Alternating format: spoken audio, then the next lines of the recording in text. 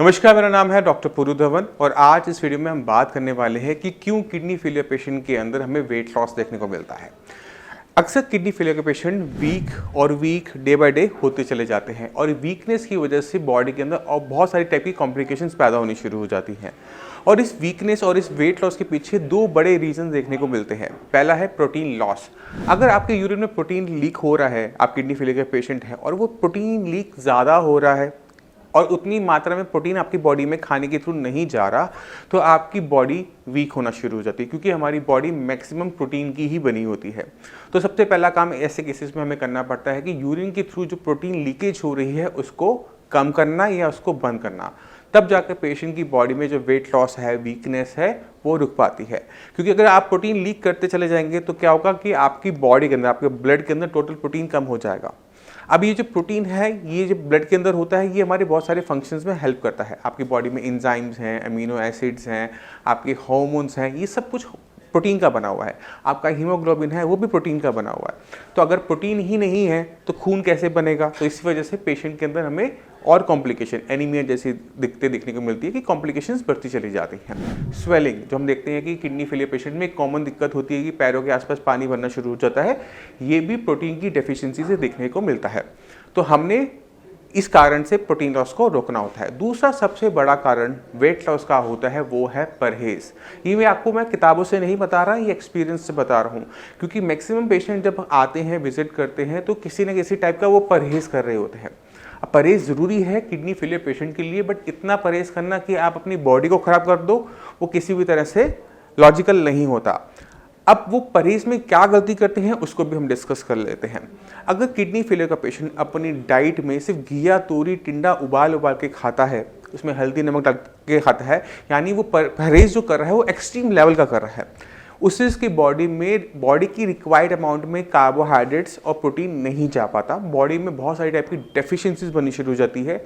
Muscle mass, हमारी जो मांसपेशियां हैं वो खत्म होनी शुरू हो जाती हैं, मांसपेशियां सूखना शुरू कर देती है, बॉडी बहुत तेजी से वेट लूज करना शुरू कर देती है। ये किसी बीमारी की वजह से नहीं हो रहा, ये परहेज की वजह से हो रहा है, क्योंकि पेशेंट चाहता है मैं परहेज करूं और मैं ठीक हो जाऊं।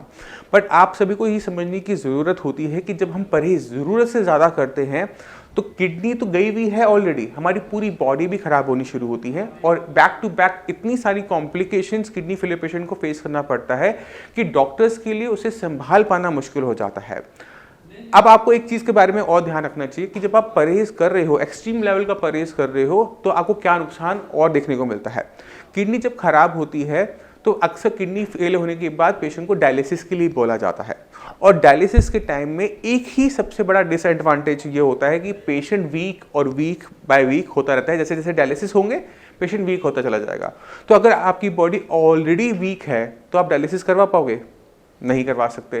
तो अगर हम परहेज बहुत ज़्यादा करते हैं तो कहने का मतलब ये है कि हम एक अपना सर्वाइवल का रास्ता बंद कर देते हैं। कल को किसी इमरजेंसी की वजह से आपको डायलिसिस की ज़रूरत पड़ जाए तो हो नहीं पाएगा, क्योंकि आप में बॉडी में इतनी वीकनेस है। तो इस वीकनेस को ख़त्म करने के लिए दो ही तरीके होते हैं। पहला है यूरिन के रास्ते प्रोटीन को बंद करना। अगर आपकी बॉडी में से लीकेज कम होगी तो उतना ही ज़्यादा प्रोटीन आपकी बॉडी में स्टे करेगा और आपकी बॉडी के को नॉर्मल फंक्शन करने में हेल्प करेगा, पहला तरीका। दूसरा तरीका ये है कि अपनी बॉडी के रिक्वायरमेंट के हिसाब से प्रोटीन का इंटेक अपने खाने में करना। अब ये कैसे पता लगेगा कि हमारी बॉडी की क्या रिक्वायरमेंट है प्रोटीन की? तो बहुत सिंपल सा तरीका होता है कि जब आप KFT करवाते हैं तो आपकी KFT रिपोर्ट के अंदर टोटल प्रोटीन, एल्ब्यूमिन, ग्लोबुलिन सब कुछ आ रहा होता है। ये जो सेक्शन होता है ये बताता है कि हमारे ब्लड में कितना प्रोटीन है। ये नॉर्मल लिमिट में होना चाहिए। अगर आपकी बॉडी में प्रोटीन नॉर्मल लिमिट में आ रहा है, यानी आप खाना ठीक से खा रहे हैं, तो ऐसे के अंदर हम क्या करते हैं, किडनी फेलियर पेशेंट को बोलते हैं या तो आप लाइट प्रोटीन डाइट पे जाइए या फिर प्रोटीन फ्री डाइट पे जाइए। अब आप सोचेंगे ये तो बिल्कुल डॉक्टर साहब उल्टी बातें कर रहे हैं, एक तरफ कह रहे हैं कि आप प्रोटीन ज़रूरी है और उधर से कह रहे हैं कि आप प्रोटीन को मत लीजिए। प्रोटीन जितना ज़्यादा आप लेंगे उतना ज़्यादा वो क्रिएटिनिन में कन्वर्ट हो जाता है, क्योंकि क्रिएटिनिन जो है हमारी मसल्स में बनता है, जो कि एक टाइप का वेस्ट है जो कि प्रोटीन का ही बना हुआ होता है। यानी अगर आप अपनी बॉडी की रिक्वायरमेंट से ज़्यादा प्रोटीन खाओगे तो ज़्यादा क्रिएटिनिन बनाएगा। अगर आप अपनी बॉडी की रिक्वायरमेंट से कम प्रोटीन खाओगे तो बॉडी में डेफिशिएंसी होगी। तो एक तरफ कुआं है, एक तरफ खाई है, और हमें बीच में से चल के जाना है। तो ये जो बीच की जो लाइन है इसको समझने की ज़रूरत है। ये ये आपको बताती है कि आपने प्रोटीन खाना है या नहीं खाना है तो कितना खाना है। तो पहले आपने रिपोर्ट देखी, टोटल प्रोटीन लिमिट्स में आ रहा है तो आप प्रोटीन रिस्ट्रिक्टेड डाइट में रहोगे। अगर आपका प्रोटीन लोअर साइड आ रहा है, आप देख रहे हैं आपकी रिपोर्ट में 6.5 के आसपास आ रहा है, यानी लोअर नॉर्मल रेंज के भी लोअर साइड आ रहा है, तो ऐसी बॉडी के अंदर प्रोटीन दिया जाता है। अब सवाल ये है कि हमने कौन सा प्रोटीन खाना है, क्योंकि प्रोटीन की तो बहुत सारी फूड आइटम्स होते हैं, बहुत सारी वैरायटी होती है।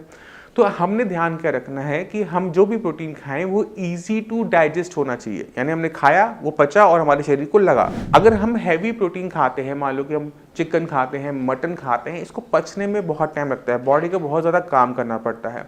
अगर आप नॉन वेज का प्रोटीन ले रहे हैं तो आप किसी एनिमल को खा रहे हैं, उसकी एनिमल की बॉडी में जो भी वेस्ट मटेरियल है वो भी आपकी बॉडी में जा रहा है और आपकी किडनियां काम नहीं कर रही, तो क्या होगा कि वो वेस्ट मटेरियल भी आपकी बॉडी में इकट्ठा होना शुरू हो जाएगा, जो कि आगे चल के दिक्कत पैदा करेगा।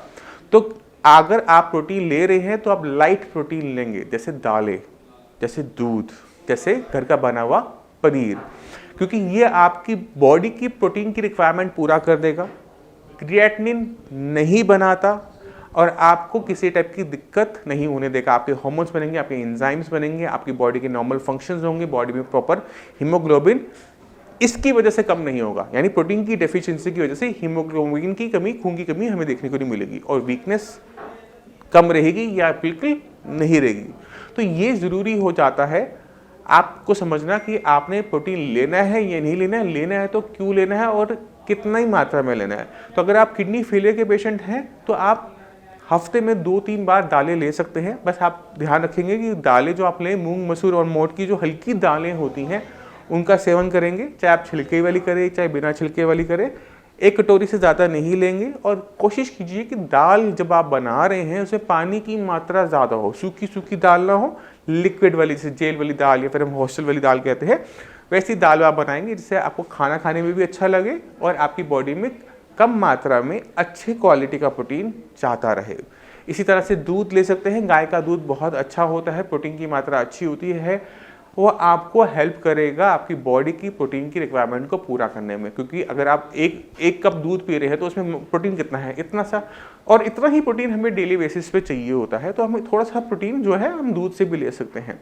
जिन पेशेंट में डायलिसिस हो रहा होता है उनकी प्रोटीन की रिक्वायरमेंट बदल जाती है, उनकी प्रोटीन की रिक्वायरमेंट ज़्यादा हो जाती है, क्योंकि उन्होंने डायलिसिस के टाइम में प्रोटीन हमारी बॉडी से बाहर चला जाता है, बॉडी में जो एंजाइम्स है, विटामिन है, वो भी निकल जाते हैं, तो उसे तेज़ी से पूरा करना पड़ता है। इसी वजह से डायलिसिस के टाइम पे आपको मल्टीविटामिन इंजेक्शंस भी दिए जाते हैं, क्योंकि हमें पता है कि डायलिसिस के टाइम में वो भी बॉडी से बाहर चले गए। अब आप क्या करेंगे, अपनी बॉडी को पूरा करने के लिए ऐसे पेशेंट जिनका डायलिसिस चल रहा है वो अपनी प्रोटीन की डाइट के अंदर एग्स को ऐड कर सकते हैं, एग वाइट को ऐड कर सकते हैं, जिससे उनकी बॉडी में किसी टाइप की डेफिशिएंसी ना हो। क्योंकि एग को कंप्लीट फूड कहा जाता है, इसमें विटामिन, मिनरल, न्यूट्रिशन सब कुछ पूरा होता है। एक आधा विटामिन सी जैसा छोटा मोटा अपना जो विटामिन है वो उसकी डेफिशिएंसी देखने को मिलती है, बाकी सब वो कंप्लीट फूड में काउंट होता है। इसी तरह से दूध भी कंप्लीट फूड में काउंट होता है। जब हम छोटे होते हैं तो पहले 6 महीने तो सिर्फ दूध पे रहते हैं और हमारी बॉडी अच्छे तरीके से ग्रो करती है। इसी वजह से दूध ज़रूरी हो जाता है। अब अगर दूध की किस फॉर्म को लें, क्योंकि दूध में तो पानी बहुत ज़्यादा है ना, लिक्विड बहुत फॉर्म में, तो दूध की एक फॉर्म होती है जिसे हम कहते हैं छेना। छेना पनीर ही होता है, बट इसे घर में बनाया जाता है और फ्रेशली बनाया हुआ जो पनीर होता है, छेना होता है, उसको आप ले सकते हैं, वही पेशेंट जिनका डायलिसिस हो रहा है। तो इस तरह से आप अपनी प्रोटीन की डेफिशिएंसी को पूरा करते हुए अपने वेट लॉस को होने से रोक सकते हो। आप वेट गेन मत करो, बट वेट लूज करने की भी ज़रूरत नहीं है, क्योंकि जितनी वेट लूज आप करोगे उतना ही आपकी बॉडी में वीकनेस, बॉडी की डिग्रेडेशन, बॉडी में डेफिशिएंसीज तैयार होंगी, जो कि एक कॉम्प्लिकेशन दूसरी कॉम्प्लिकेशंस को, बीमारियों को त्याग करना शुरू कर देगी। और जब बॉडी में एक ऑर्गन खराब होता है तो उसका असर दूसरे ऑर्गन पे ज़रूर पड़ता है, दूसरे से तीसरे पे ज़रूर पड़ता है, और धीरे धीरे पूरी बॉडी में मल्टी सिस्टम फेलियर शुरू हो जाता है। तो हमने इसे रोकने के लिए आपको खाना खाने की ज़रूरत है। एक और बहुत इंपॉर्टेंट बात होती है, अगर आप खाना ढंग से नहीं खा रहे, खाने में डेफिशिएंसी है, तो आपकी किडनी भी ढंग से काम नहीं करेगी। आपकी किडनी कमज़ोर है, काम नहीं कर रही, मगर इसका मतलब ये नहीं है कि आप उसे खाना देना बंद कर दो, क्योंकि जब आपने खाना खाना बंद किया था तो आपकी किडनी को भी खाना मिलना बंद हो गया, और जब उसे खाना मिलना बंद हो गया तो धीरे धीरे वो तेज़ी से वीक होनी शुरू होगी। क्रिएटिन आपका बढ़ेगा, घटेगा नहीं, क्योंकि मसल्स में बनता है क्रिएटिन, जैसे मैंने पहले समझाया। तो अगर कोई पेशेंट खाना खाना कम कर देता है या बंद कर देता है तो बॉडी बहुत तेज़ी से वेट लूज़ करती है, और ये वेट कहाँ से जाता है? मसल से। मसल सूखना शुरू करती हैं। तो हिंदी में एक कहावत है, ना होगा बाँस ना बजेगी बाँसुरी, ना होंगी मांसपेशियाँ ना बनेगा क्रिएटिनिन। तो अक्सर क्रिएटिनिन डाउन होता है, बट आप डॉक्टर से पूछो कितने टाइम वो लोअर साइड रहता है। वो मुश्किल से 1 महीना या 2 महीना वो नीचे वाले लेवल्स पर रहेगा, और फिर जब वो बढ़ता है तो पेशेंट को सीधा डायलिसिस की तरफ लेके जाता है, और पेशेंट डायलिसिस को भी सर्वाइव नहीं कर पाता क्योंकि पिछले 2 महीने में पेशेंट ने कुछ ढंग से खाना खाया नहीं है। तो ऐसी गलतियाँ किडनी फेलियर के पेशेंट ना करें। खाना ढंग से खाएं, प्रोटीन बंद किया है, कम किया गया है, मगर अपनी बॉडी की रिक्वायरमेंट को समझते हुए, अपनी बाकी ऑर्गन्स को बचाते हुए खाने को प्लेस करें। मैं उम्मीद करता हूँ इस वीडियो से आप काफ़ी कुछ समझ गए कि आपका वेट लूज क्यों होता है अगर आप किडनी फेलियर पेशेंट है। अगर वेट लॉस हो रहा है तो उसके पीछे 2 बड़े कारण क्या है, उन 2 बड़े कारण को कैसे काउंटर करना है, कैसे उसको हटाना है अपनी बॉडी से, इसके बारे में आप गहराई से समझ गए होंगे। फिर भी कोई भी डाउट हो, कुछ भी पूछना चाहते हो, मोस्ट वेलकम है। आप मुझसे आके मिल सकते हैं। डॉक्टर्स की पूरी टीम है, आप उनसे मिल सकते हैं, उनसे बात कर सकते हैं। वो आपको हेल्प आउट करेंगे आपकी बीमारी को हराने में। अब इसी के साथ आप सभी से चलने की आगे चाहूँगा। मिलते हैं अगली वीडियो में, तब तक के लिए नमस्कार।